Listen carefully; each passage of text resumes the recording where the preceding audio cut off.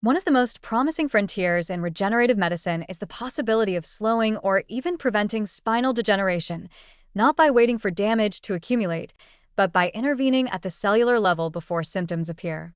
The spine, like many structures in the body, ages slowly and silently.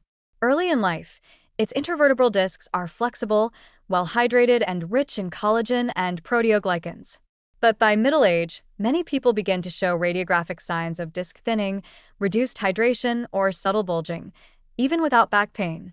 What's become increasingly clear is that senescent cells, or aging zombie cells, may play a critical role in initiating this downward spiral.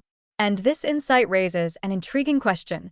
Could senolytic therapy, if started early, serve not just as a treatment, but as a true preventive strategy for spinal degeneration? Cellular senescence is a biological process in which damaged or stressed cells permanently exit the cell cycle but resist death. Rather than disappearing, these cells linger in tissues and secrete a pro-inflammatory mix of cytokines, chemokines, proteases, and growth factors known as the senescence-associated secretory phenotype, SASP. In small amounts and in short bursts, this response can be beneficial. It helps coordinate tissue repair and suppress tumor formation. But when senescent cells accumulate chronically, especially in long-lived tissues like the spine, they contribute to inflammation, structural breakdown, and impaired regeneration. The intervertebral discs, which serve as shock absorbers between vertebrae, are particularly vulnerable.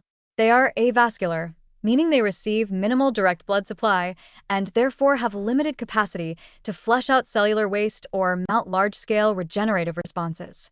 Studies have shown that even in relatively young individuals, mechanical stress, oxidative damage, and metabolic changes can trigger premature senescence in disc cells, particularly the nucleus pulposus cells responsible for maintaining disc hydration and flexibility. These senescent cells then release SASP factors that degrade the disc matrix, attract immune cells, and trigger further stress responses in neighboring healthy cells. This creates a feed-forward loop that quietly weakens the disc structure long before overt symptoms like pain or stiffness develop. The appeal of early senolytic intervention lies in disrupting this loop before degeneration becomes clinically significant. By selectively clearing senescent cells from spinal tissues in middle-aged or at-risk individuals, we might preserve disc health for decades longer. Animal studies support this idea.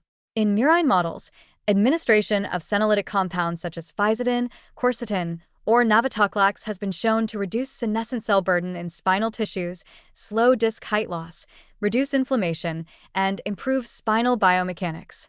Crucially, these benefits are often observed even when senolytics are administered intermittently, underscoring their potential for long-term protective use. Preventive senolytic therapy may be especially useful in individuals with known risk factors for spine degeneration, those with a family history of early disc disease, occupations involving heavy lifting or prolonged sitting, metabolic disorders like diabetes, or systemic inflammation from obesity. In these populations, senescent cell accumulation may begin earlier and progress faster.